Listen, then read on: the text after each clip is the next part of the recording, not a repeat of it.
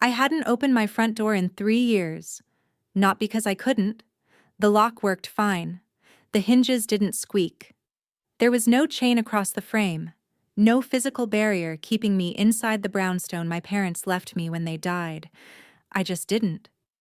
The therapist I'd seen online, back when I still tried therapy, called it severe agoraphobia with compounding anxiety. She used words like trauma response and maladaptive coping. I called it Tuesday. The delivery drivers knew to leave groceries on the stoop. I waited until their footsteps faded before cracking the door 6 inches, just enough to drag the bags inside. Mail came through the slot. Bills got paid online. The world had learned to accommodate people like me, people who'd turned their homes into voluntary prisons. I told myself I was safe this way. I told myself a lot of things. It was a Thursday afternoon when the door exploded inward. I was in the kitchen, halfway through making tea, when the sound hit.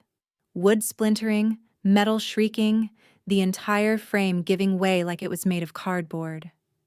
The mug slipped from my fingers. I didn't hear it shatter. I only heard my pulse, a desperate hammer against my ribs, and the heavy tread of boots on my entryway floor. Someone was inside. After 3 years of safety, someone was inside my house. I pressed myself against the counter, fingers gripping the edge until my knuckles went white. My mind spiraled through possibilities: home invasion, wrong address, gang violence spilling over from the neighborhood 6 blocks east. I'd read about that online. Territorial disputes, retribution. None of those reasons explained why the footsteps stopped.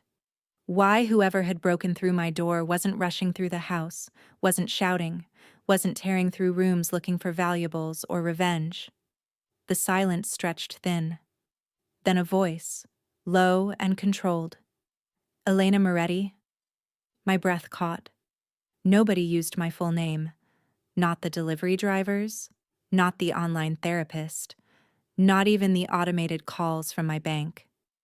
I'd been E. Moretti on every account, every label, every piece of mail for years. I know you're here. The voice moved closer, steady and unhurried. I'm not going to hurt you. People who weren't going to hurt you didn't kick down doors. I grabbed the knife from the dish rack, still wet, handle slippery, and held it in front of me like I knew what to do with it. My hands shook so badly I could hear the blade trembling. He appeared in the doorway. Tall, dark suit, no tie. Black hair pushed back from a face that looked carved rather than born. Sharp jaw, straight nose, eyes the color of smoke or steel depending on how the light hit them. He didn't look surprised to see me holding a knife. He looked tired. "Put that down," he said. Not a command, almost a request. "Get out." My voice cracked. I hated how small it sounded, how obvious my fear was. "I'll call the police." "No, you won't." He stepped into the kitchen, slow and deliberate, hands visible at his sides. "You haven't called anyone in 3 years. That's why you're still alive."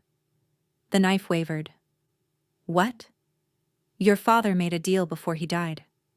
He stopped 6 feet away, far enough that I could still breathe, but close enough that I could see the scar cutting through his left eyebrow. He borrowed money from people who don't forgive debt. When he couldn't pay, he offered collateral." My stomach dropped. "I don't—" "You," he said simply. "He offered you." The words didn't make sense. My father had been an accountant. Boring, methodical, obsessed with spreadsheets and tax season. He'd died of a heart attack in his office. My mother 6 months later from pneumonia. There'd been no drama, no secrets, just paperwork and grief. "That's insane," I whispered. "It's truth." He tilted his head slightly, studying me like I was a problem he needed to solve. "The people he owed, they've been patient. They let you hide because you weren't going anywhere. And honestly, you weren't worth the effort of collection, but patience runs out. Collection, The knife was heavy now, dragging my arm down. "They're coming for you tomorrow night." His voice didn't change, didn't soften. He stated it like a weather report. "Probably around 9. They'll break in the same way I did, but they won't stop to talk." I wanted to call him a liar. I wanted to scream, to fight, to do anything except stand there while my entire understanding of safety disintegrated. "Why are you telling me this?" Something shifted in his expression, not quite sympathy, but close to it. "Because I made a different deal. You come with me now tonight, and the debt transfers. You belong to me instead of them." Belong? The word tasted like poison. "Protection," he corrected, though it didn't sound much better. "You stay alive, they stay away. You just have to leave this house." He said it like it was simple, like 3 years of fear and routine and carefully constructed walls could just be abandoned because a stranger in an expensive suit kicked down my door and told me to. "No." I shook my head. "No, I'm not going anywhere with you. I don't even know who you are." "Dante Salvatore." He said it like I should recognize the name. When I didn't react, something almost like amusement crossed his face. "You really have been locked away." "Get out," I said again, stronger this time. "I'll take my chances." He looked at me for a long moment, expression unreadable. Then he reached into his jacket. I flinched, knife rising, and pulled out a phone. He set it on the counter between us, screen facing me. "That's a live feed from 3 blocks away," he said. "2 cars, 6 men, they're already watching the house." I looked at the screen. Dark sedans, windows tinted, parked in positions that gave clear sightlines to my front door. My throat closed. "You have 2 choices. Elena." Dante's voice was quiet now, almost gentle. "Come with me and live, or stay here and prove your father right about what you're worth." The knife slipped from my fingers, clattering against the tile, and for the first time in 3 years I stepped toward the door. The night air hit me like a physical thing. I stood on what remained of my front stoop, one hand braced against the doorframe, and tried to remember how to breathe. The street looked wrong, too wide, too exposed, the distance between my house and the sidewalk suddenly vast as an ocean. Streetlights buzzed overhead. Somewhere a car horn blared. Everything was too loud. "We need to move." Dante's voice came from behind me, patient but firm. He hadn't touched me, hadn't pushed or pulled or forced. He just stood there, 3 feet back, waiting like he had all night. But we both knew he didn't. I focused on the black Mercedes idling at the curb. Sleek, anonymous, windows tinted dark enough that I couldn't see inside. The engine purred so quietly I wouldn't have noticed it if everything else wasn't screaming for my attention. "I can't."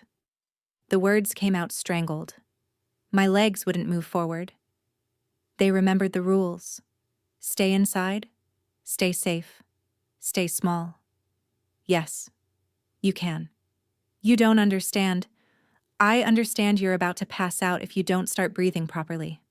His tone didn't change. Still that careful neutral. 4 counts in, hold 4. 4 counts out. Do it.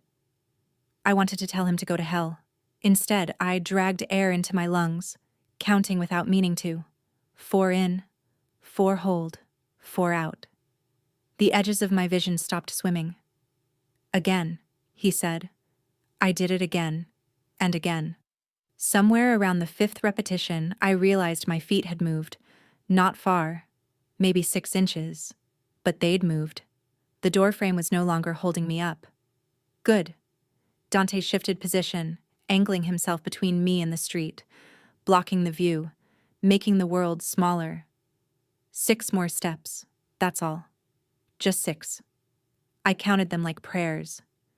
When my hand touched the car door, I nearly sobbed with relief. The interior was leather and sandalwood, temperature controlled and quiet enough that the outside world became muffled. I fell into the back seat more than sat, my whole body shaking so hard my teeth chattered. Dante slid in beside me, not close, but present, and tapped the divider. The car pulled away from the curb with barely a whisper of movement. I watched my house disappear through the rear window. 3 years of safety, gone in 60 seconds. Where are we going? My voice sounded hollow. Somewhere they won't look. He was texting someone, thumbs moving quickly over the screen. Somewhere you can breathe without breaking. I'm not broken. His eyes flicked up, met mine. I didn't say you were. We drove in silence after that. I watched the city slide past. Streets I recognized only from Google Maps. Intersections I'd memorized but never seen. The panic should have been building. I should have been clawing at the doors, demanding he take me back. Instead, I felt numb. The men watching your house?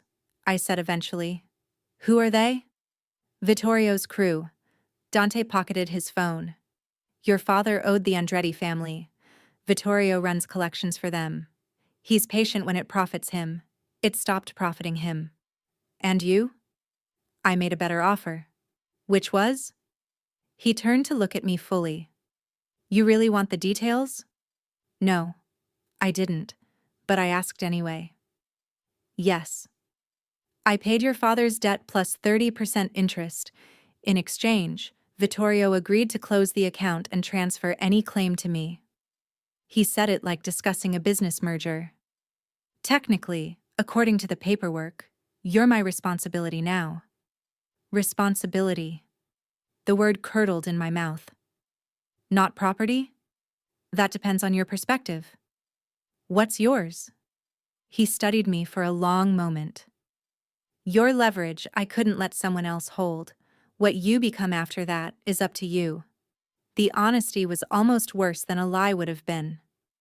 What if I run? I asked. The second you're not looking? You won't make it an hour. No threat in his voice. Just fact.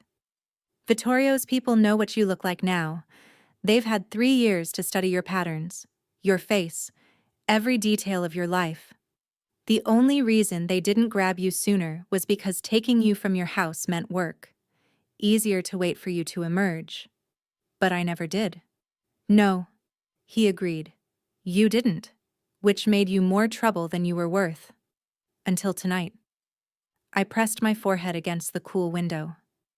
Why tonight? Because debts have expiration dates in my world. Your father died 3 years ago. The grace period is over. He paused. And because I needed a reason to make Vittorio uncomfortable. My head snapped around. This is about him? Not me? It's about several things. Dante's expression didn't change. You being alive serves my purposes. That doesn't mean I want you dead. How generous. It is, actually. No anger in the correction. Most people in my position wouldn't have bothered with explanations. They'd have put you in the car and told you to shut up. I hated that he was right. The car turned down a tree-lined street, slowing in front of a building I didn't recognize. Older construction, brick and iron, maybe 6 stories. Expensive but understated. The kind of place that didn't advertise what it was. Is this where you live? I asked. No. The car stopped. Dante reached for the door handle, paused. This is where you live now. At least for a while. How long is a while? Until it's safe for you to be somewhere else. He pushed the door open, stepped out, then looked back at me. Or until you stop being useful. Whichever comes first. The honesty shouldn't have been comforting. Somehow, it was. I followed him out of the car, legs still unsteady, and stared up at the building. Lights glowed behind curtained windows. A doorman nodded as we approached, not questioning, not reacting to my disheveled state or obvious fear. 4th floor, Dante said as we stepped into the lobby. Corner apartment, fully stocked, security on every entrance. You'll be safe here. Safe, I echoed. Locked in a different cage. He pressed the elevator button.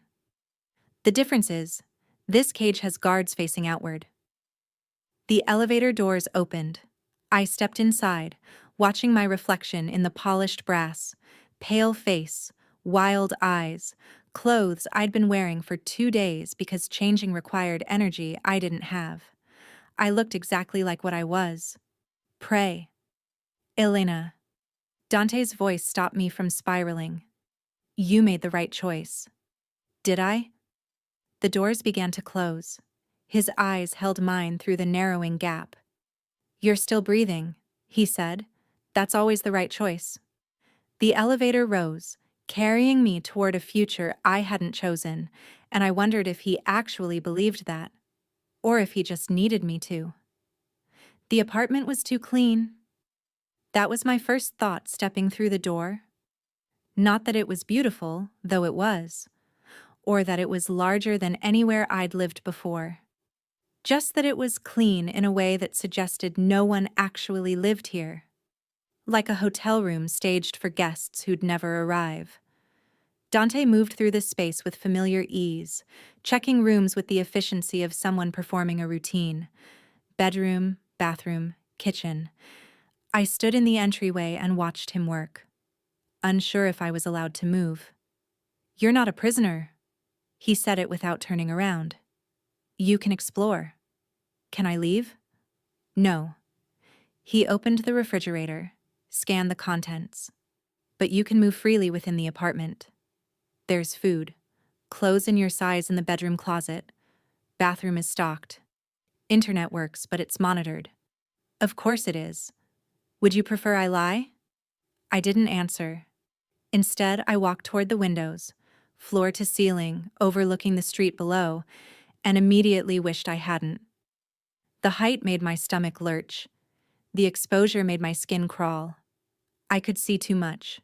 Anyone could see me. My fingers found the curtain cord before I'd made the conscious decision to move. Heavy fabric swept across the glass, blocking out the city, blocking out the sky, creating walls where none had been. Better. You do that at home too? Dante asked from the kitchen. Did. The correction was automatic. Past tense. I don't have a home anymore. You have this. It's not the same thing. He didn't argue, just closed the refrigerator and leaned against the counter, arms crossed, watching me with that same unreadable expression.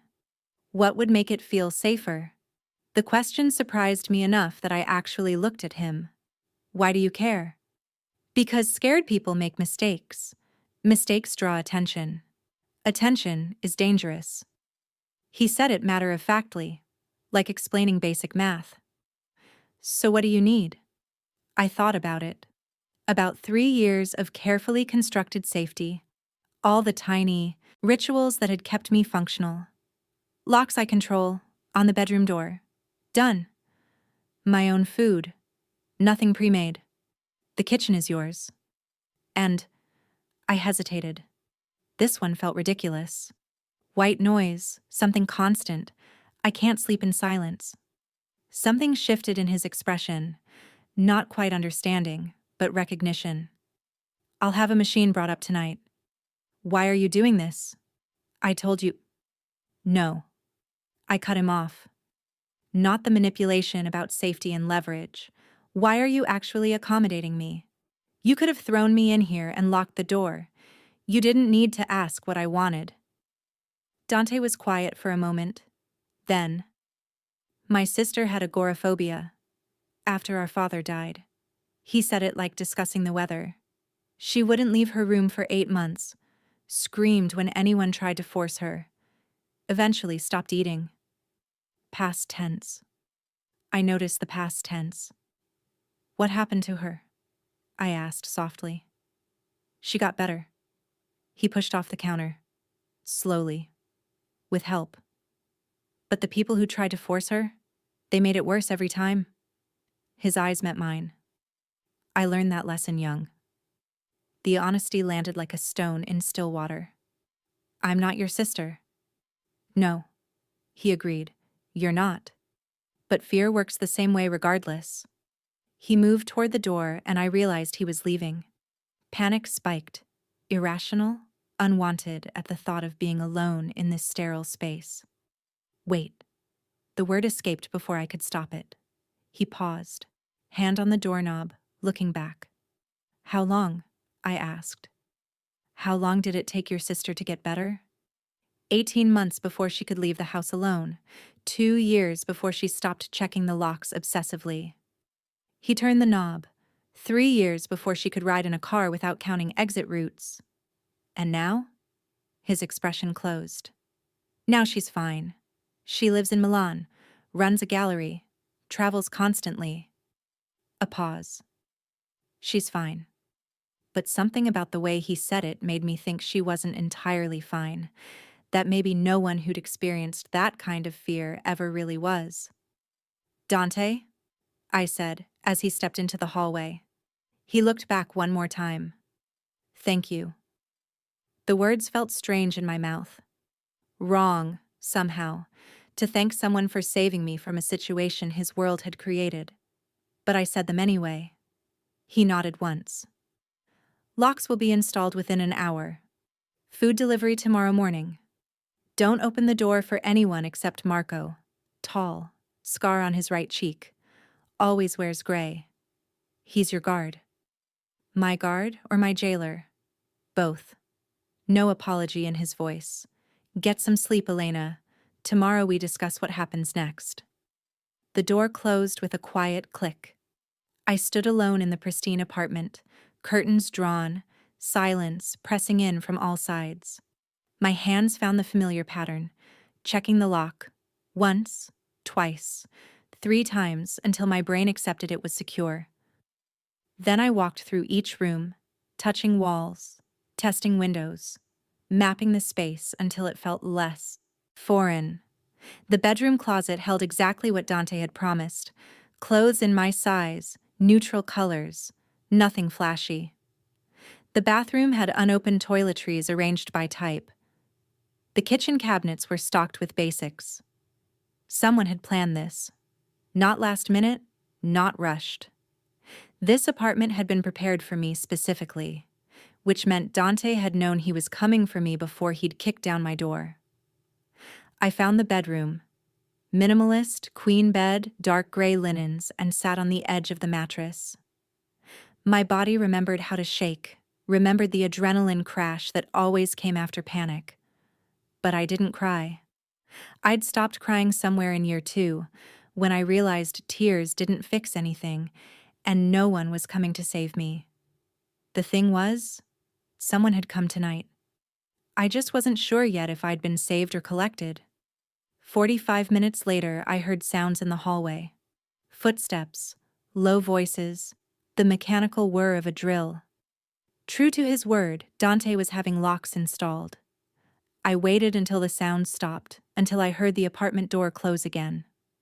Then I crept to my bedroom door, found the new deadbolt waiting there.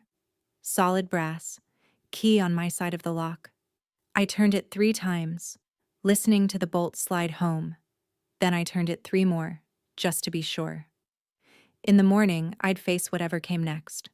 Negotiations, expectations, the cost of being leverage in someone else's game.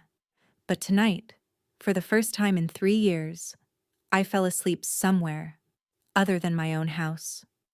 And the strangest part was that the white noise machine humming in the corner sounded exactly like the one I'd had at home. Like Dante had known precisely which brand I'd needed. Like he'd been studying me far longer than I'd realized. I woke to sunlight bleeding around the edges of the curtains and the immediate, visceral wrongness of an unfamiliar ceiling. My body understood before my brain did. Wrong room, wrong light, wrong angle of shadows, and panic flooded my system like ice water.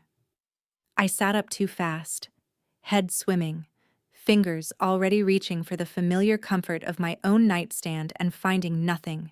Then memory crashed back. The broken door, Dante Salvatore, men in dark cars, debts I hadn't known existed. I was in a strange apartment, locked in for my own protection, owned by a man I'd met less than 12 hours ago. My breathing started to spiral. 4 in, 4 hold, 4 out. I forced myself through the pattern until my pulse slowed, until the room stopped tilting. Then I checked the lock on my bedroom door. Still secure, before venturing into the rest of the apartment. Someone had been here while I slept. The evidence was subtle, but unmistakable. Fresh bread on the kitchen counter, still warm. Coffee brewing in a machine I hadn't noticed last night. A newspaper folded beside a handwritten note on expensive cardstock. Basic groceries in the fridge. Marco arrives at noon. Don't run. D. Don't run. Like it was that simple. I poured coffee with shaking hands and forced myself to eat half a slice of bread, though my stomach protested every bite. Through the curtains, I could hear the city waking. Traffic sounds, distant sirens, the rhythm of life I'd forgotten existed. Noon came with 3 sharp knocks. I approached the door slowly, peering through the peephole. The man outside matched Dante's description exactly. Tall, broad-shouldered, scar cutting a white line through his right cheek. He wore gray, as promised, and held a bag from a nearby deli. "Miss Moretti?" His voice was gravelly, accent thick. "I'm Marco." I opened the door 6 inches, chain still latched. He didn't push, just held up the bag. "Boss said you'd need lunch. Also said you might not open the door at all, so I should mention that the food is from Sal's, not from me, and still sealed." "Why would that matter?"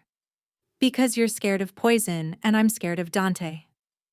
He said it with surprising frankness. So we both have motivation for honesty. I couldn't help it. I almost smiled. "Hang on." I closed the door, unlatched the chain, opened it again.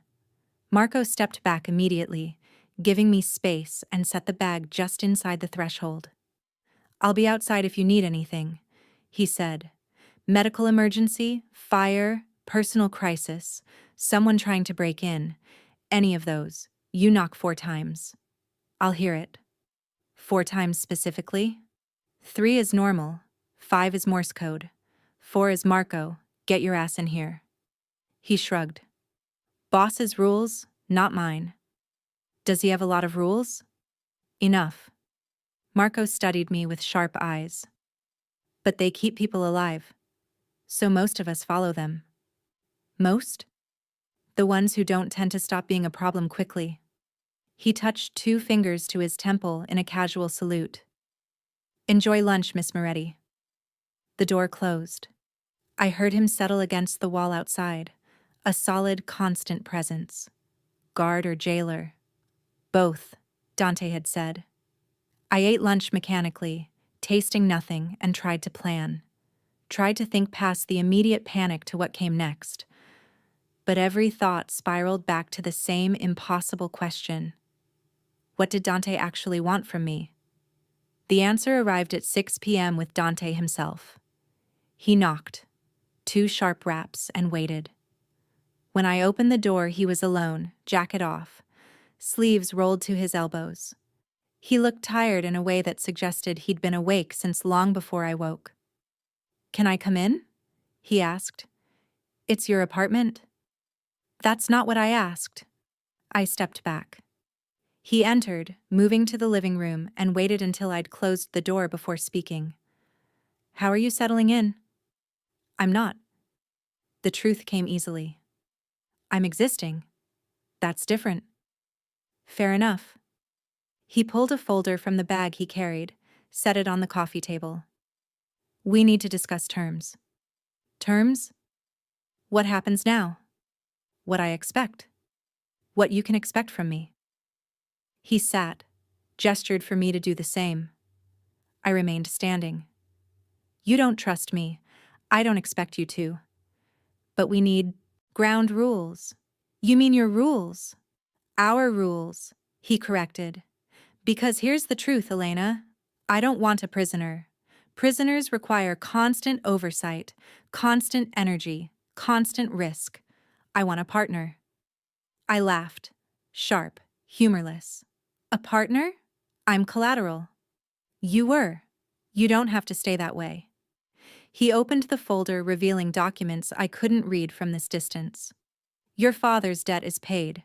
Vittorio has no legal claim on you anymore, which means, technically, legally, you're free.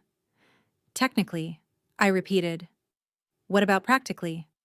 Practically, you walk out that door and you're dead within 48 hours. Maybe sooner if Vittorio feels creative. Dante's voice didn't change. He doesn't like losing. He'll make an example of you just to prove he can. So, I'm still a prisoner.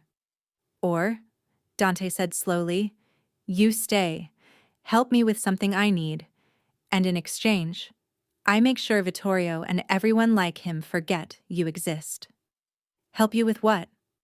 He met my eyes. Information, leverage, access to people who trust innocent faces more than they trust mine. My stomach dropped. You want me to spy for you. I want you to survive by being useful. There's a difference. He leaned back. You're smart, observant, and trained to be invisible. Those are valuable skills in my world. Use them, and you get actual protection. Not this. He gestured around the apartment. But real freedom. Real safety. And if I refuse? Then you stay here, safe but contained, until I've resolved the situation with Vittorio by other means. No threat, just fact. That could take months, maybe longer, but you'd be alive. I stared at him, trying to read truth behind the careful control. Why offer me a choice at all? Because I meant what I said about my sister. He closed the folder. Force breaks people. Choice builds loyalty, and I need loyalty more than I need obedience. The calculation in his words should have terrified me. Instead, I felt something else. Something dangerous. Curiosity. What information do you need? I asked. Not yet. He stood, tucking the folder back into his bag. Think about it. Take tonight, tomorrow. Decide if you'd rather be useful or safe. I thought I could have both. Eventually, he agreed. But not yet. Right now, you have to choose which path gets you there. He moved toward the door, paused. One more thing. There's a therapist I trust. Virtual sessions, secured connection. If you want to talk to someone, I can arrange it. Why would you do that? Because I need you functional, not fractured. That brutal honesty again. Self-interest and compassion aren't mutually exclusive, Elena. Remember that. He left. I stood alone in the pristine apartment, watching the shadows lengthen across the floor, and wondered what my father would say if he knew what his debt had purchased. A cage disguised as sanctuary, or perhaps a sanctuary disguised as a cage. I wasn't sure there was a difference anymore. 2 days passed in strange suspension. Marco brought meals. I ate them. The sun rose and set beyond my drawn curtains. I counted hours by coffee cups and the mathematical certainty that night would follow day. I didn't leave the apartment, but this time, the door wasn't physically locked. This time, I chose to stay. The difference felt important even if the result looked the same. On the 3rd day, Dante returned with a laptop. Secured connection, he said, setting it on the kitchen table. Triple encrypted, safe as anything can be in the digital age. He opened it, pulled up a scheduling interface. Dr. Chen is available this afternoon at 3 if you're interested. I stared at the screen. You actually arranged this. I said I would. He checked his watch. I have a meeting in an hour. You have until then to decide if you want to take the call.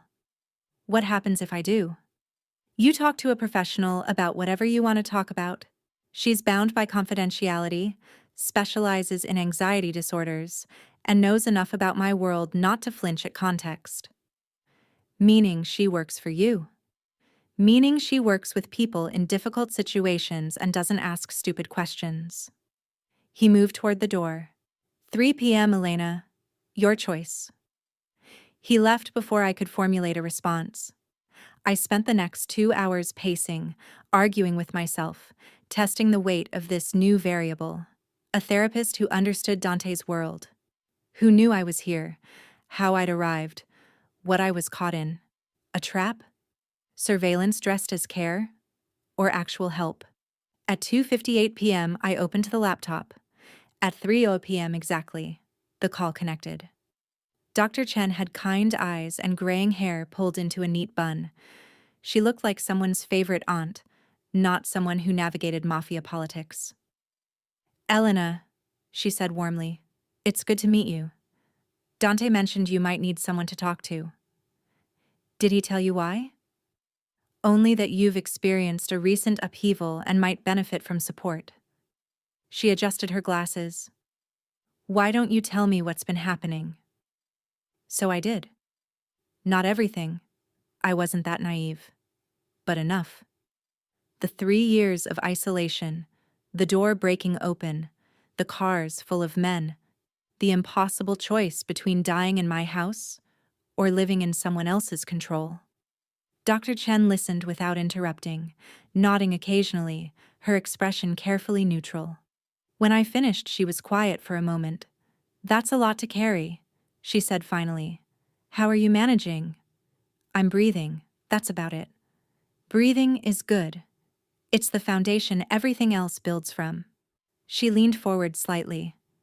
"Can I ask, before your father died, before you stopped leaving, what was your life like?" The question knocked something loose in my chest. "Normal," I said. "Boring even. I worked data entry from home, took online classes, thought about maybe getting a dog." I laughed, hollow. I was already kind of isolated, I guess. The agoraphobia just made it official. Grief can do that. Make existing fears feel insurmountable. She paused. "Elena, I want to be direct with you about something. I know Dante. I've worked with people in his orbit for years. He's not a good man in any conventional sense, but he's also not randomly cruel." "Is there a difference?" "Yes. Random cruelty is unpredictable. Dante's cruelty, when he employs it, is surgical. Strategic." She met my eyes through the screen. "Which means, if he's investing resources in your well-being, it's because keeping you functional serves his purposes, but that doesn't make the resources less real." "So I should trust him?" "I didn't say that." Dr. Chen's voice was gentle but firm. "I said you should use what he's offering while maintaining clear boundaries about what he's owed in return. Can you identify what those boundaries are?" I thought about it. About the folder of documents, the offer of partnership, the careful way Dante had given me choices while controlling the frame those choices existed within. "I don't know yet," I admitted. "That's okay. Figuring that out is part of the work." She smiled. "For now, focus on what you do know. What do you need to feel safer right now, in this moment?" "Control." The word came immediately. Over something. Anything. "Then let's start there. Tell me 3 things you can control in your environment right now." I looked around the apartment. "The curtains. Whether they're open or closed." "Good. What else?" "What I eat. When I eat it." "And the third?" "Whether I take these calls." I met her eyes. "Whether I tell you the truth or not." "Exactly." Dr. Chen's smile widened. "Those are your domains, Elena. Small right now, but real. We'll work on expanding them. Slowly. At your pace." We talked for another 40 minutes. Nothing revolutionary, nothing that solved the fundamental problem of my situation. But when the call ended, I felt something I hadn't felt in days. Not safe, exactly, but less alone. That evening, Dante appeared again. He knocked, waited, entered only when I gave permission. "How was Dr. Chen?" he asked. "Helpful?" "Surprisingly. Good." He moved to the kitchen, began making tea without asking. 2 cups, precise measurements, the casual competence of someone who'd done this 1,000 times. "Have you thought about my offer?" "Yes." He poured hot water over tea bags, waiting. "I'll help you," I said, "but I need something in return." Besides protection? Besides protection? I kept my voice steady. I need to know it's temporary. Not the arrangement itself, but the containment. I need to know there's an endpoint where I can leave if I want to. Dante brought both cups to the table, sat across from me. Define temporary. 6 months.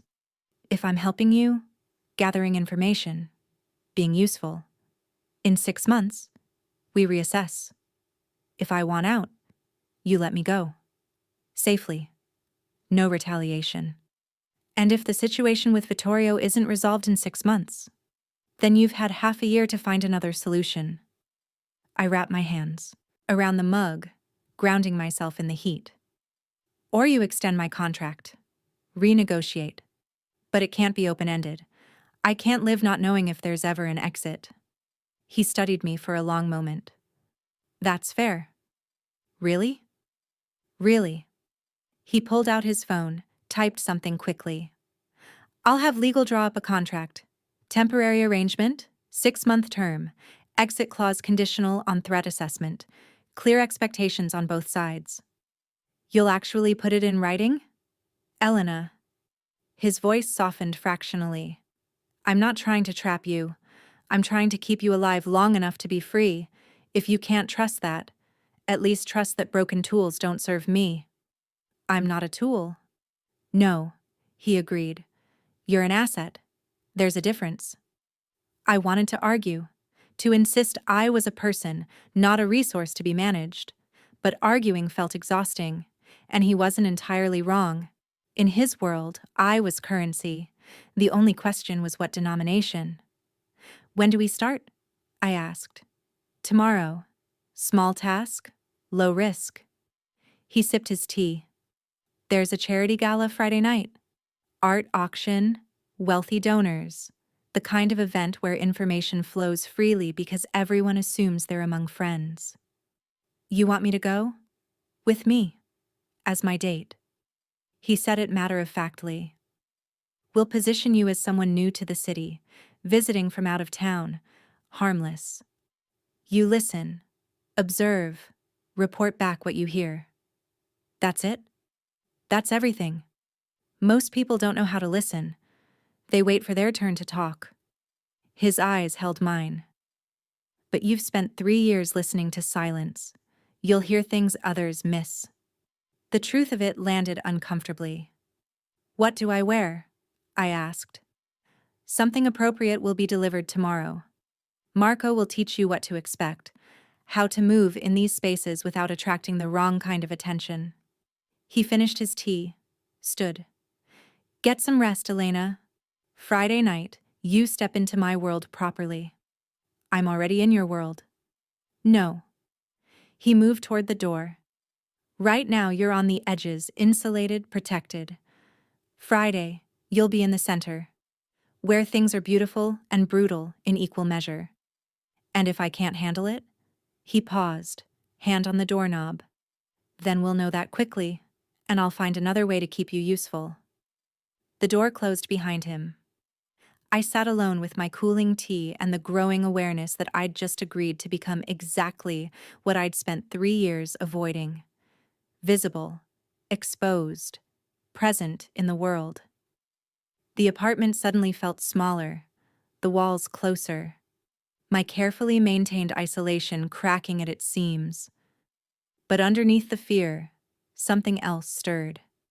Something that felt dangerously like anticipation. The dress arrived Thursday morning wrapped in black tissue paper and smelling faintly of expensive boutiques I'd only seen online. Marco delivered it personally, along with shoes, jewelry, and what appeared to be an entire makeup kit. Boss wants you to try everything on, he said. Make sure it fits. If it doesn't, I've got the seamstress on speed dial. I stared at the garment bag. He picked this himself? Boss picks everything himself when it matters. Marco set the boxes on the table. Hour from now, I'll be back to walk you through what to expect tomorrow night. Walk me through? Etiquette, names, who to avoid, how to hold a champagne glass without looking like you're about to bolt. He said it without judgment. Consider it training. After he left, I opened the garment bag slowly. The dress was midnight blue, simple cut, elegant without being flashy, the kind of thing that would help someone disappear into a crowd while still looking appropriate. Whoever had selected it understood exactly what I needed. The shoes fit perfectly. The jewelry was minimal. Small earrings, delicate bracelet, nothing that screamed wealth or invited attention. I tried it all on, staring at my reflection in the bathroom mirror. I looked like someone else. Someone who belonged in Dante's world. The thought terrified and thrilled me in equal measure. Marco returned exactly 1 hour later, carrying a tablet and looking significantly more serious. "First thing," he said, pulling up photos on the screen. "These are the people who matter tomorrow night. Not everyone. There'll be maybe 200 guests. But these 15? These you need to recognize on sight." He walked me through them one by one. Names, faces, affiliations. Who had power? Who had money? Who had both? Which families were currently at war? Which were forming alliances? Which were pretending at civility while plotting betrayals? "How do you keep track of all this?" I asked. "Practice." He swiped to a new image. "This is Vittorio Andretti, the man Dante paid off to get you out." I studied the photo. Older man, maybe 60, well-dressed, utterly ordinary looking.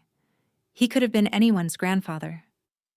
"He doesn't look dangerous," I said. "The dangerous ones never do." Marco closed the tablet. "He'll be there tomorrow night. Dante wants you to avoid him completely.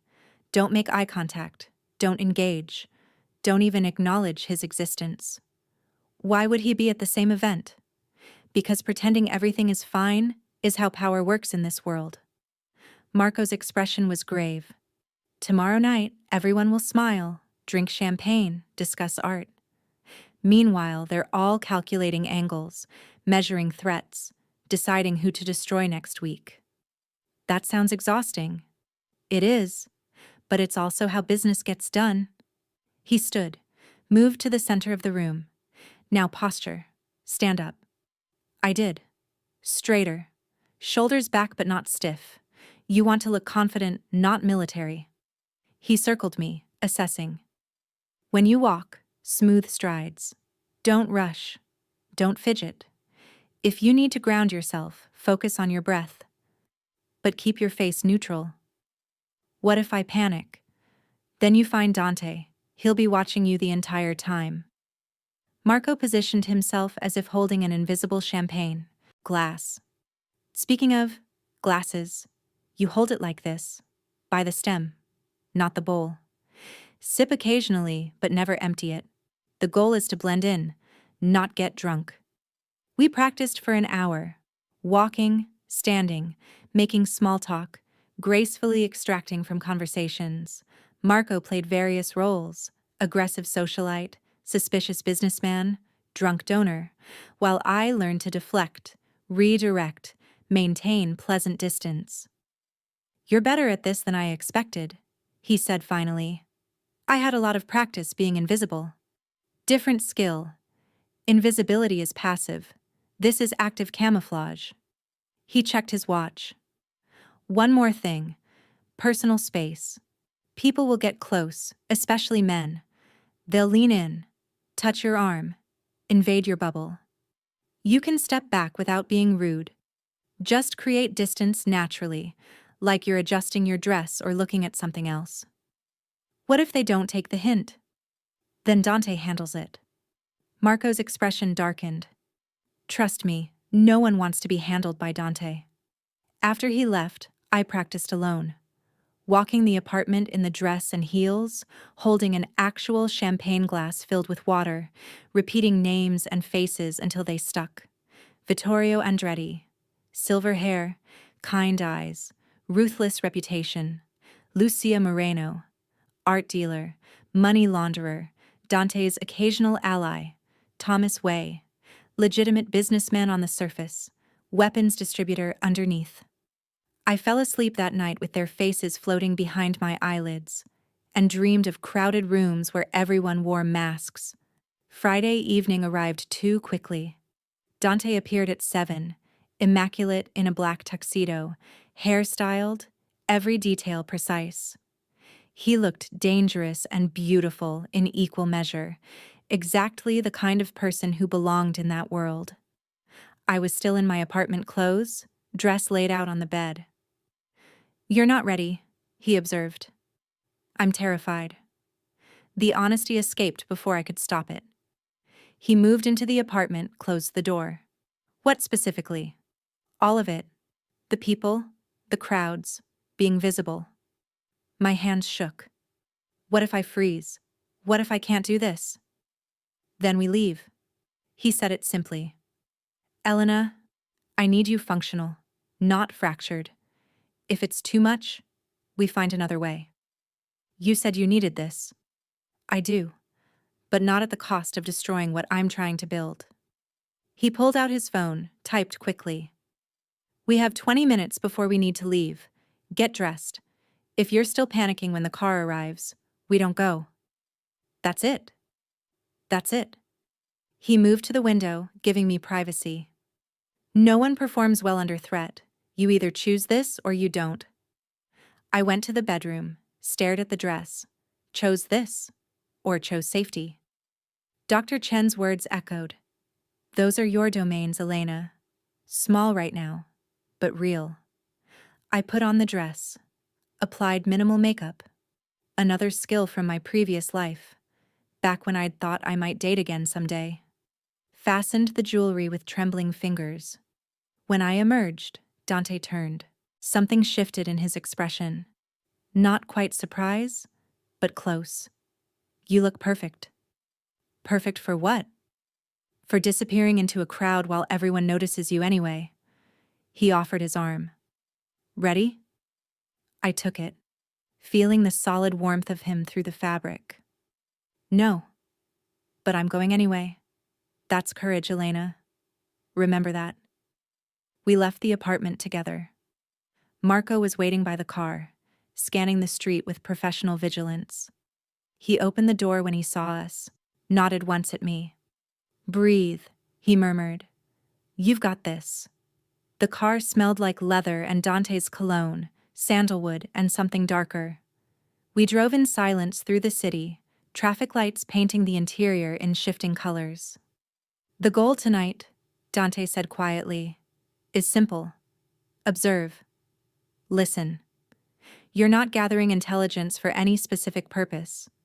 You're just learning how to exist in this space." "Then why bring me at all?" "Because watching you navigate it tells me what you're capable of." His eyes met mine in the passing glow of streetlights. "And because having you there sends a message." "What message?" "That I have assets Vittorio doesn't know about." He smiled, cold, calculated. "Which makes him nervous. Nervous people make mistakes." I was bait. Pretty, useful bait. The realization should have angered me. Instead, I felt oddly calm. At least Dante was honest about using me. "We're here," the driver said. I looked out the window at the museum hosting the gala. Grand stairs, floodlights, people in evening wear ascending like royalty toward glowing doors. My breath caught. "Elena." Dante's hand covered mine briefly. "You can do this. And if you can't, we leave. No judgment. Promise?" "Promise." The door opened. I stepped out into the night, Dante's hand at my elbow, and walked toward the beautiful, brutal center of his world, where everyone smiled and everyone calculated. And I was about to learn which one I was better at. The museum interior was all marble and gold leaf and chandeliers that threw fractured light across 200 faces I didn't know. My hand tightened on Dante's arm. "Breathe," he murmured, so quietly only I could hear. 4 in, 4 hold, 4 out. I followed the pattern, focusing on the rhythm instead of the pressure of bodies, the volume of conversation, the way people's eyes tracked our entrance with predatory curiosity. "Dante Salvatore," a woman's voice called. Bright, sharp. I'd heard you might attend. She was beautiful in the way expensive things are. Perfectly maintained, strategically assembled. Nothing accidental about her. Lucia Moreno. I recognized her from Marco's training. Lucia. Dante's voice warmed fractionally. You look well. I look expensive. There's a difference. Her eyes slid to me. And who is this? Elena. I forced myself to smile, to extend my hand. It's lovely to meet you. Lovely, Lucia repeated, amused. Her grip was firm, assessing. Where did Dante find you? Old family, connection, Dante said smoothly. She's visiting from Boston, wanted to see the city. Boston? Lucia's smile sharpened. How cosmopolitan. And what do you do in Boston, Elena? The question felt weighted, dangerous. I channeled every hour of Marco's training. Data analysis, mostly. Boring work, I'm afraid. I kept my voice light, self-deprecating. Numbers and spreadsheets. This, I gestured at the opulent space, is definitely more interesting. I imagine so. She released my hand. Well, enjoy the art. Some of it is even real. She drifted away into the crowd. You did well, Dante said quietly. She didn't believe me. She's not supposed to believe you. She's supposed to be uncertain. He guided me toward the bar. Uncertainty creates space. Space creates opportunity. We collected champagne, for show, Marco had said, and began circulating. Dante introduced me to a dozen people whose names I promptly memorized and filed away. I smiled, nodded, asked vapid questions about art and real estate and the weather. Underneath, I listened. Fragments of conversation drifted past like smoke. Shipment delayed again. Third time this month. He thinks he can pressure the commissioner, but Santos won't move. Money's clean, routed through Prague, impossible to trace. Information, everywhere. Casual admissions of crimes I could barely comprehend, discussed as easily as vacation plans. You're pale, Dante observed. Need air? I'm fine. But I wasn't. The crowd was pressing closer, the noise escalating, my carefully maintained composure beginning to crack at the edges. Then I saw him. Vittorio Andretti. He stood near the auction display, glass in hand, talking to a younger man with nervous energy. He looked exactly like his photo. Ordinary, grandfatherly, utterly unremarkable. Except when he laughed, his eyes stayed cold. Don't stare, Dante said, low and urgent. I looked away. Too late. Vittorio's gaze had already found me, tracked across the room like a missile-locking target. Recognition flickered across his face. Something else, too. Calculation, assessment, interest. We need to move, Dante said. But Vittorio was already approaching, parting the crowd with the ease of someone who'd never been told no. Dante! His voice was warm, friendly, completely false. What an unexpected pleasure. Vittorio. Dante's arm tightened fractionally around my waist. I didn't realize you'd be attending. Last-minute decision. The cause is worthy. His attention shifted to me. And who is your lovely companion? A friend. She looks familiar. Vittorio tilted his head, studying my face with unsettling focus. Have we met? My throat closed. Words fled. 3 years of isolation had not prepared me for this. Standing in a room full of people, trapped in conversation with the man who'd wanted to collect me like property. I don't think so, I managed. My voice sounded thin, strained. Perhaps not. His smile didn't reach his eyes. But there's something about you. Something I recognize. Probably just one of those faces, Dante interjected smoothly. Elena, didn't you mention wanting to see the Rothko? The lie gave me an exit. I seized it. Yes, If you'll excuse us. Of course. Vittorio stepped back, gracious, dangerous. Enjoy the evening, Elena. I'm sure we'll speak again. Dante guided me away with careful urgency, threading through the crowd toward the far gallery. My legs felt unstable, my breath too shallow. Bathroom, I whispered. I need. He diverted immediately, steering me toward a hallway marked private, past a security guard who nodded recognition, through a door into blessedly empty silence. The bathroom was single occupancy, marble and mirrors, expensive soap in crystal dispensers. I locked the door, gripped the sink, and fought to not pass out. 4 in, 4 hold, 4 out. The pattern wasn't working. My vision narrowed. The room tilted. Panic was a physical weight crushing my chest. A soft knock. Elena. Dante's voice, controlled but concerned. Let me in. I can't. Yes, you can. Unlock the door. My hand moved without conscious decision, turning the lock. He slipped inside, locked it again behind him, and immediately created distance, leaning against the opposite wall, hands visible, non-threatening. Look at me, he said. I did. You're safe. He can't reach you here. I won't let him. Each word precise, grounding. Focus on my voice. 4 in. I breathed. Hold 4. I held. 4 out. The exhale shuddered through me. We repeated the pattern 7 times. Slowly the world stopped fracturing. My pulse slowed.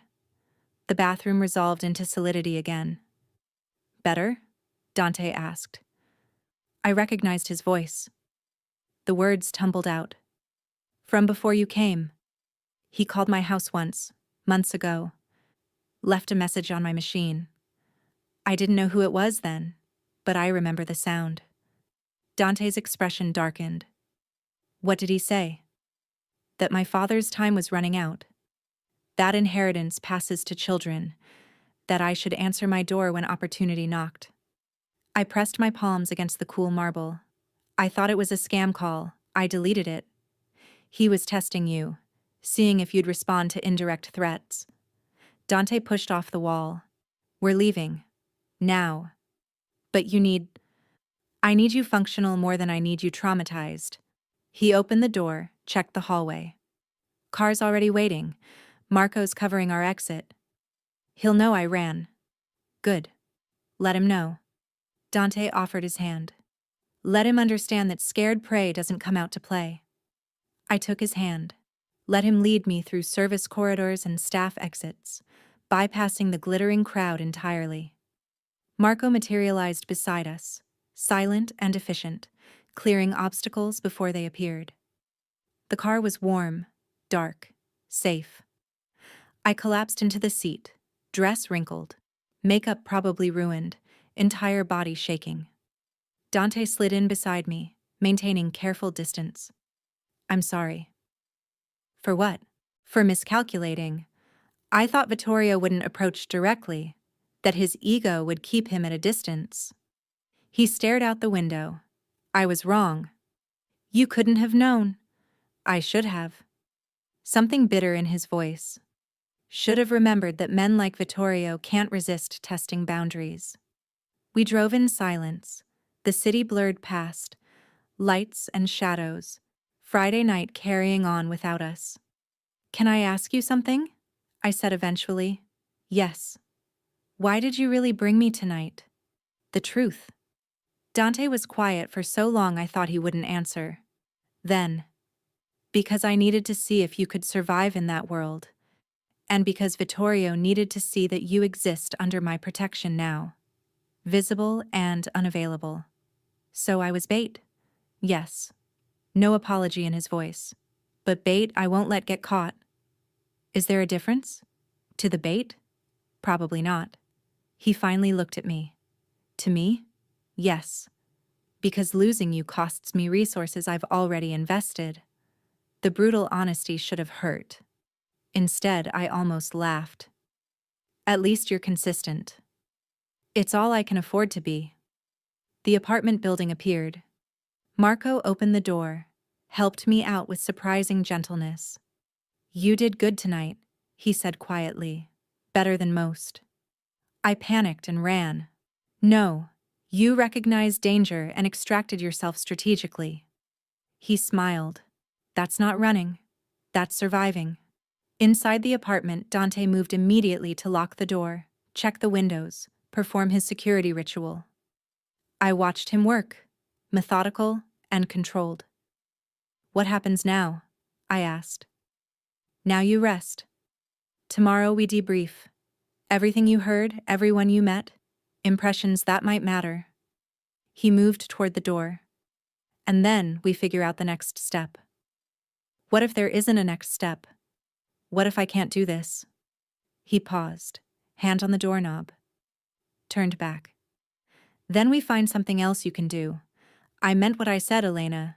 Broken tools don't serve anyone. Stop calling me a tool." "What would you prefer? Asset? Investment? Person trapped by circumstances neither of us created but both of us have to navigate?" "How about Elena?" I said. "Just Elena." Something shifted in his expression, subtle, barely visible. "All right, Elena." He opened the door. "Get some sleep. You earned it." He left. I stood alone in the silent apartment, still wearing the midnight blue dress, still shaking from adrenaline crash. But I'd done it. I'd stepped into Dante's world, survived it, and extracted myself when survival demanded it. Dr. Chen had been right. Small domains, slowly expanding. Tonight I'd claimed one more, the right to say when enough was enough, and tomorrow I'd figure out what came next. I woke to shouting. Not in my apartment, outside, in the hallway. Male voices, harsh and urgent. Then Marco's voice cutting through, sharp with command. "Fall back, now." I was out of bed before conscious thought caught up, pulse already racing, hand reaching for the phone Dante had given me for emergencies. 3 rings. He answered immediately. "Elena." His voice was controlled, but I heard something underneath. Tension, readiness. "Are you secure?" "There are people outside." "I know. Stay away from the door. Don't open it for anyone except Marco, understand?" "What's happening?" "Complications." A pause.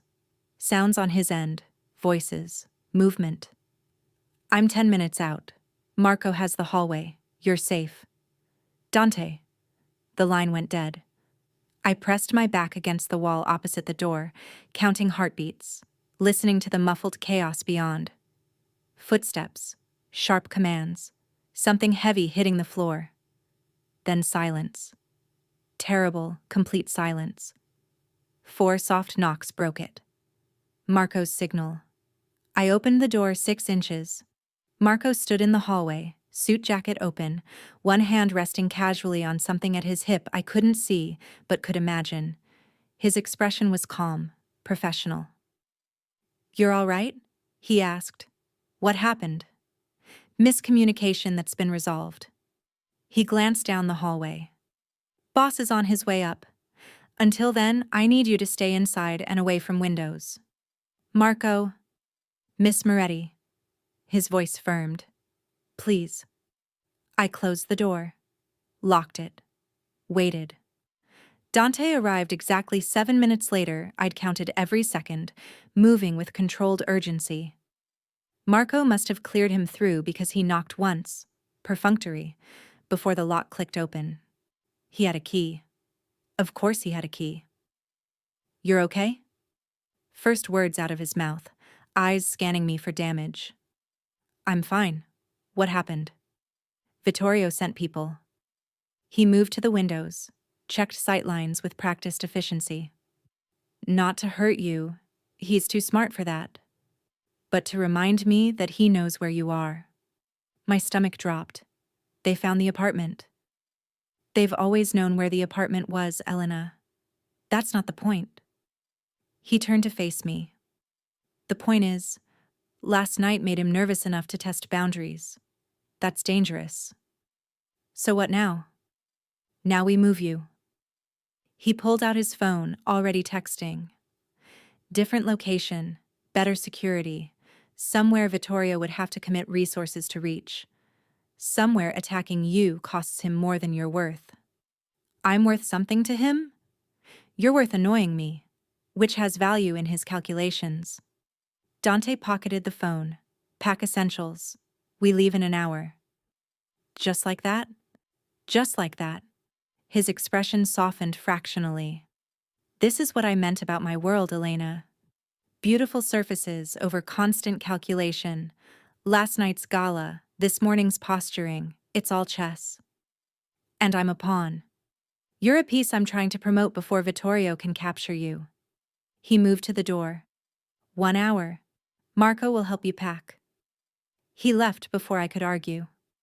Marco entered immediately after, carrying empty bags, expression professionally neutral. Boss wasn't exaggerating, we need to move quickly. I stared at the apartment, already familiar, almost comfortable, after a week of containment. Where are we going? Somewhere better. He opened the bedroom closet, began efficiently transferring clothes. More space, actual sunlight if you want it, better amenities. Think of it as an upgrade. An upgrade to my cage. Miss Moretti. Marco paused, looked at me directly. I've worked for Dante for 6 years.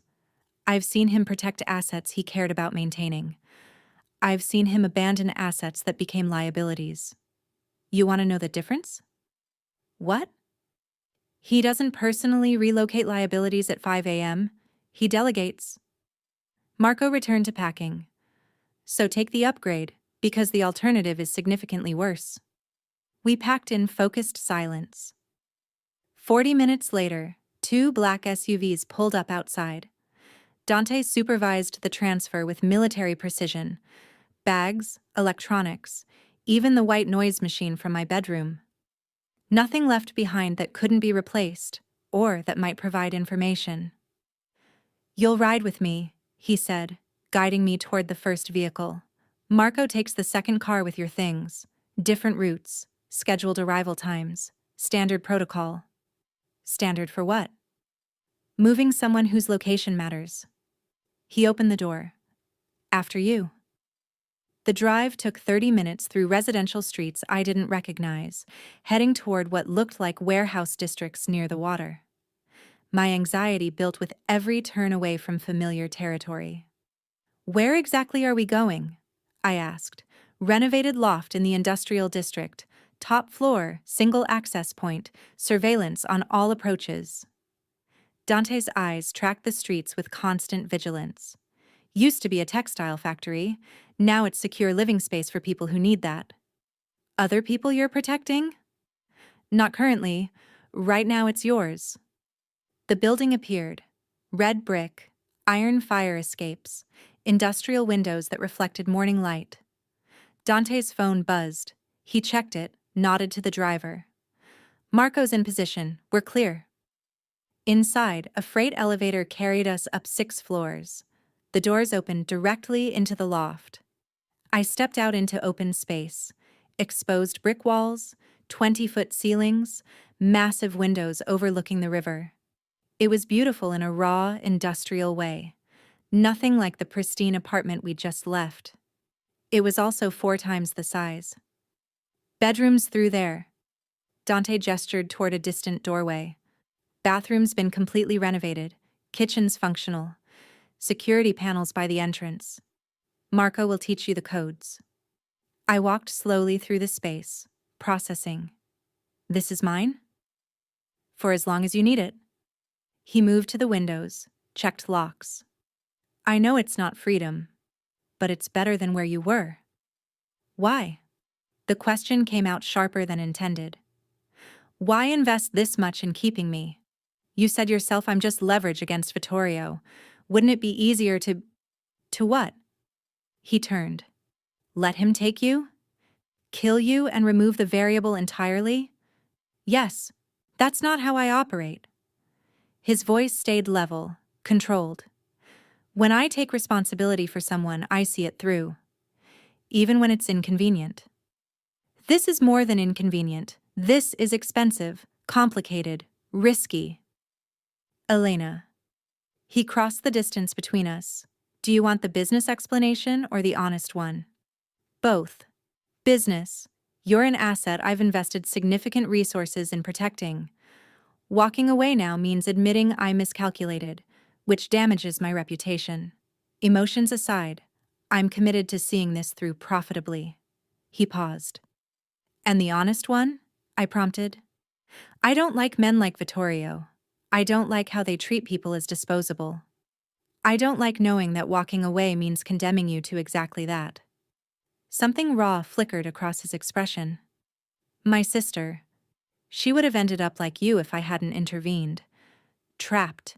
Terrified. Owned by men who viewed her as currency. I got her out. I'm getting you out. Because some things matter more than profit.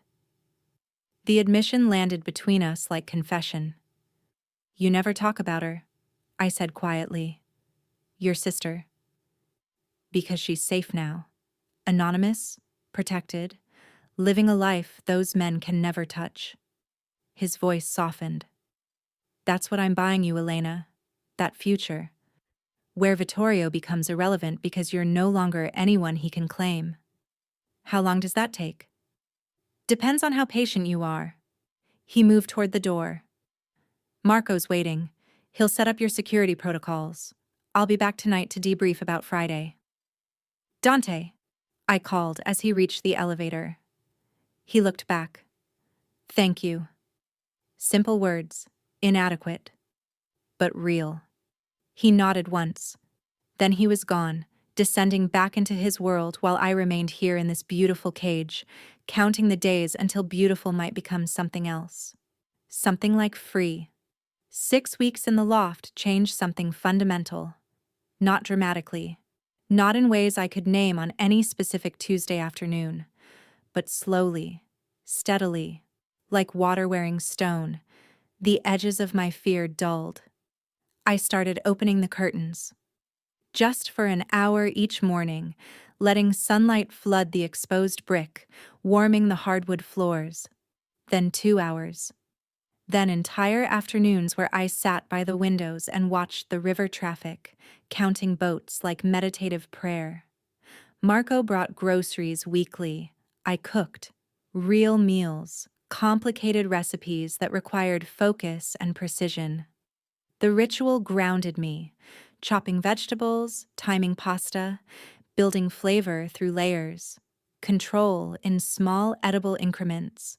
Dr. Chen and I spoke 3 times a week now.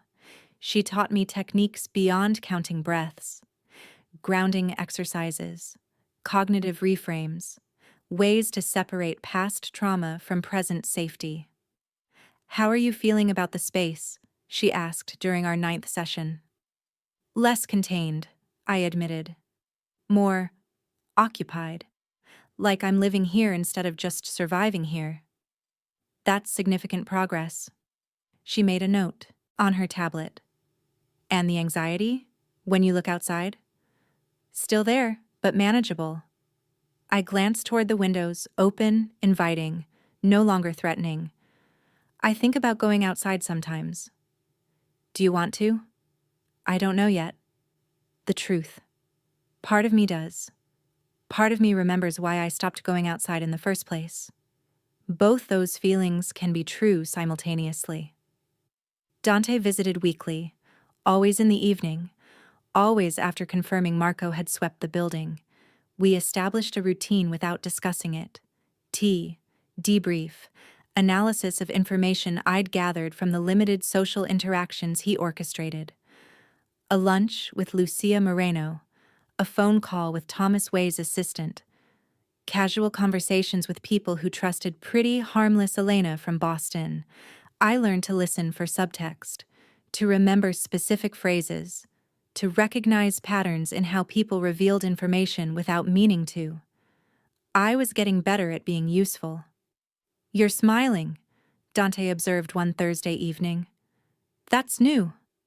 I touched my face, surprised. I didn't realize. What provoked it?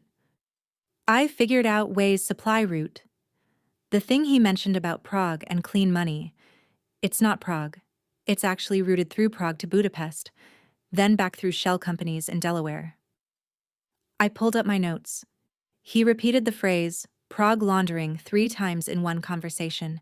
It's overemphasis. Misdirection. Dante studied my analysis. You're right. How did you catch that? Pattern recognition. It's what I did before everything. Finding discrepancies in data, identifying outliers. I shrugged. Turns out people are just complicated spreadsheets. That's remarkably cynical. You'd know. He almost smiled. Fair. We worked in comfortable silence after that, him reviewing documents while I compiled reports.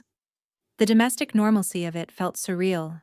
2 people in a loft, drinking tea, discussing criminal enterprises like office gossip. Can I ask you something?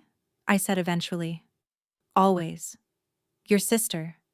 The one you got out. I set down my mug. What was her name? Dante's hands stilled on the papers. Juliana. Did she know that you were doing all this to protect her?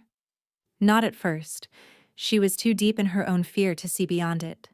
He looked up. But eventually, yes, she understood that everything I built was infrastructure for her freedom. Does she ever wish she hadn't known? About your world, I mean. Probably. His voice softened.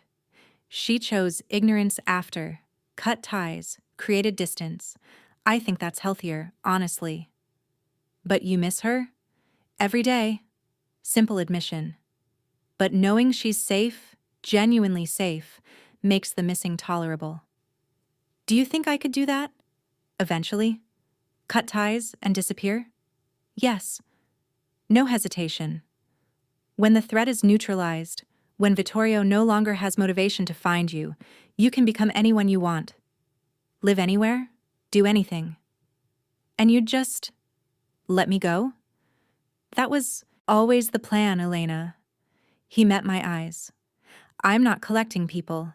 I'm protecting one specific person long enough for her to escape the aftermath of her father's choices.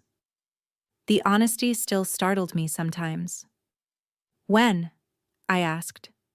When does this end? 3 more months. Maybe 4. He pulled out a different folder.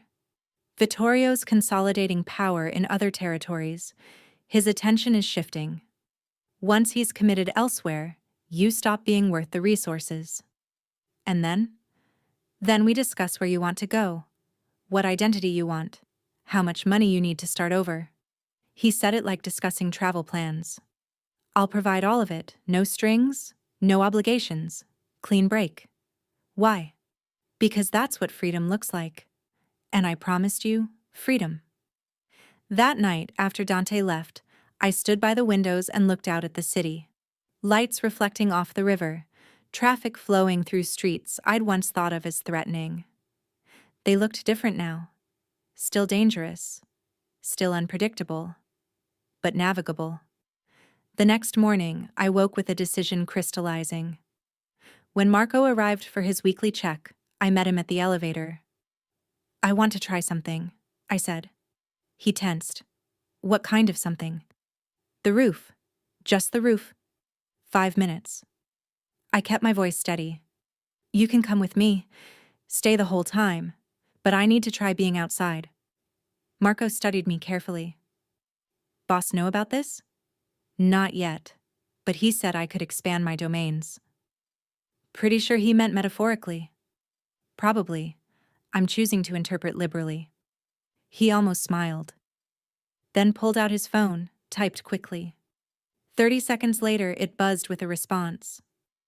Boss says if you think you're ready, I'm authorized to supervise, but I pull you back at first sign of panic. He gestured toward the stairs. Roof access is through there. After you. My legs felt distant, disconnected, but they carried me up 2 flights, through a heavy door into shocking brightness. The roof was flat, empty except for HVAC units and a small maintenance shed. The sky stretched overhead, vast and blue and utterly exposed. My breath caught. 4 in. 4 hold. 4 out. Doing okay? Marco asked. Ask me in a minute. I walked to the edge, not close enough to see straight down, but close enough to see the river, the city skyline, the world continuing without me. Wind touched my face. Real wind. Outside wind. Not the controlled air of climate systems, but actual weather, carrying the smell of water and exhaust and something green I'd forgotten existed. Tears surprised me. Miss Moretti? Marco's voice, concerned. I'm fine. I wiped my eyes. I'm actually fine. 5 minutes became 10, then 15. Marco stood nearby, silent guardian, letting me process at my own pace. When we finally went back inside, my hands were shaking, but my chest felt lighter. Thank you, I told him. Thank the boss. I was ready to drag you back inside. That evening, Dante arrived earlier than usual, expression carefully neutral. Marco says you went to the roof. I did. And I stayed 15 minutes without passing out. I call that progress. I poured tea with steady hands. You're angry. I'm not angry, I'm assessing risk. He accepted the mug. What if you'd panicked? Fallen? Attracted attention? Marco was there. The roof is enclosed, and I needed to know if I could. I sat across from him. You said this was temporary. If it's temporary, I need to practice being human again. He was quiet for a long moment. You're right. I'm sorry, what? You're right. I've been so focused on keeping you contained and safe that I stopped thinking about the exit strategy. He set down his mug. You need to relearn being outside. Gradually, controlled, but real practice. You're serious? I'm serious. Starting Monday, you and Marco will do exposure therapy. Roof first, then building exit, then street. Small increments. His eyes held mine. Because in 3 months, you need to be able to walk out of here and disappear into a crowd, and you can't do that if you're still terrified of open sky. Something broke open in my chest. Thank you, I whispered. Don't thank me yet. This is going to be hard work. He stood. Get some rest. Monday starts your real training. After he left, I returned to the windows, still open, still inviting, and realized something fundamental had shifted. Dante wasn't just protecting me anymore. He was preparing me to leave, which meant he actually believed I could. And maybe, slowly, I was starting to believe it too. 3 months later, I stood on the sidewalk outside the loft and didn't count exits. The realization hit me mid-step. I'd been walking for 20 minutes, absorbed in the rhythm of movement, the afternoon sun warm on my shoulders, the city breathing around me with familiar chaos, and I hadn't once calculated escape routes. Miss Moretti? Marco's voice beside me, patient. You good? Yeah. I smiled. I'm good.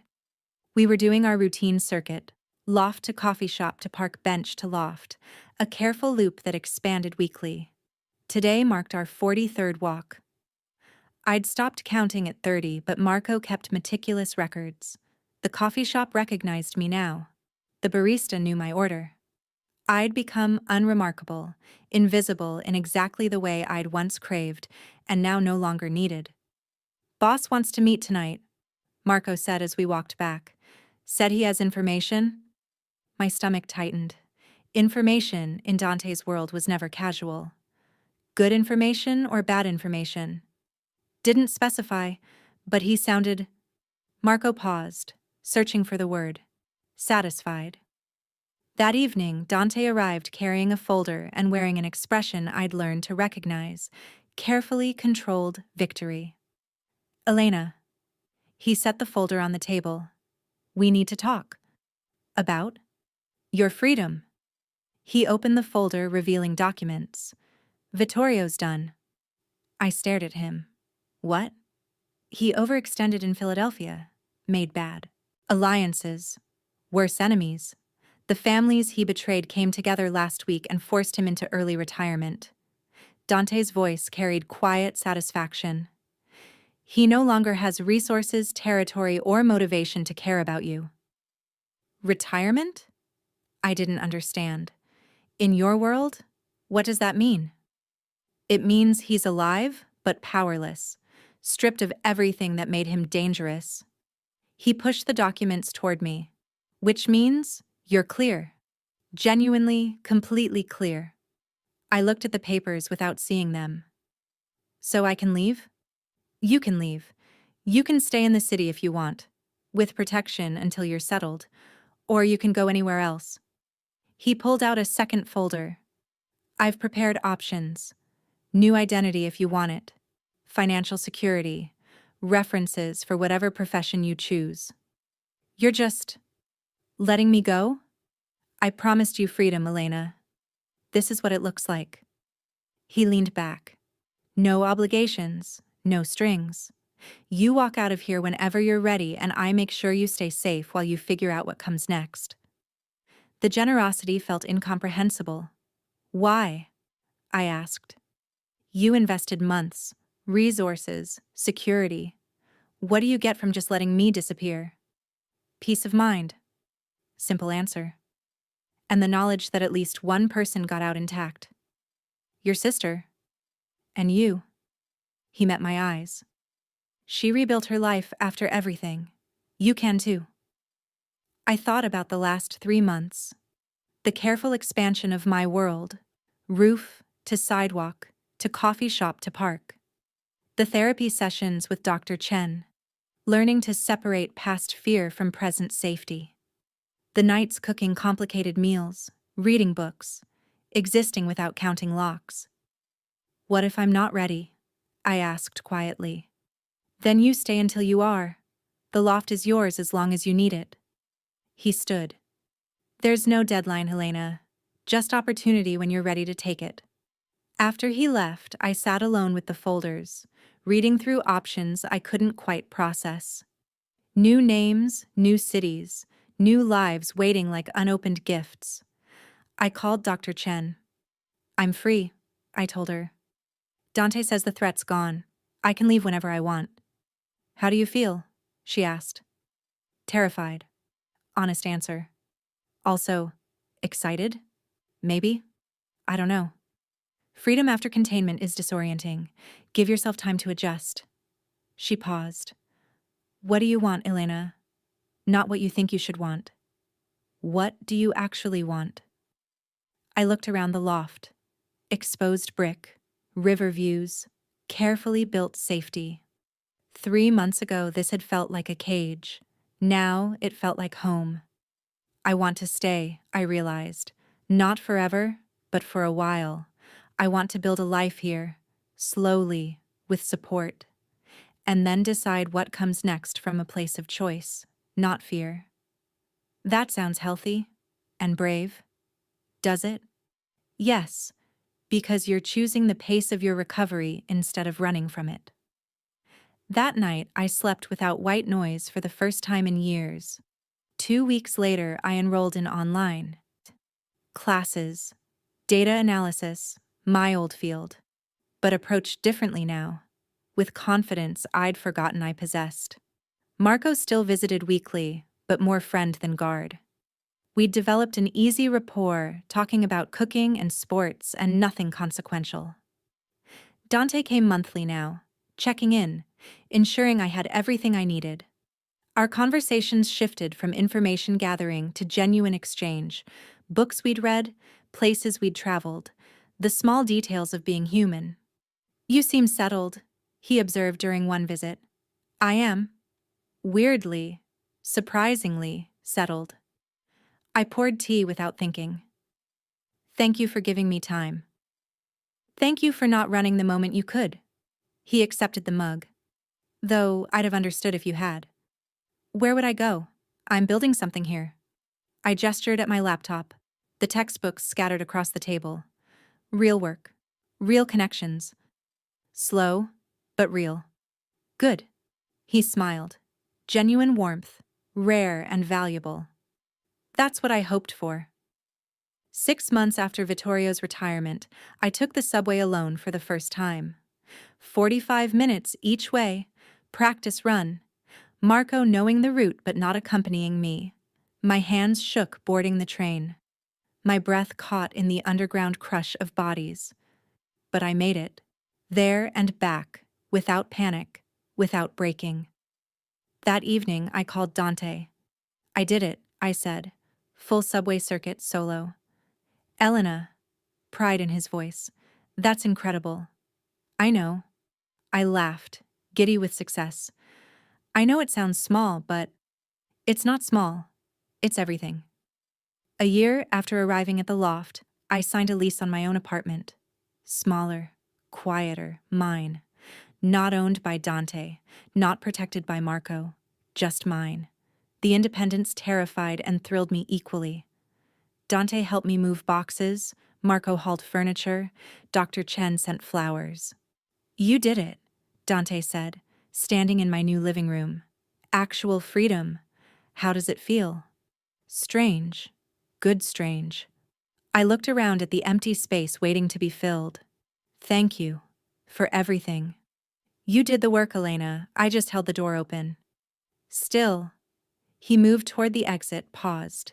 If you need anything, I know where to find you. I smiled. But I think I'm okay now. Really okay. He nodded. Then he was gone. Descending stairs I'd climb on my own tomorrow, leaving me to build whatever came next.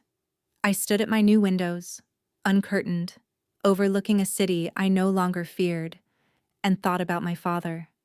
About debts and choices and the price of survival.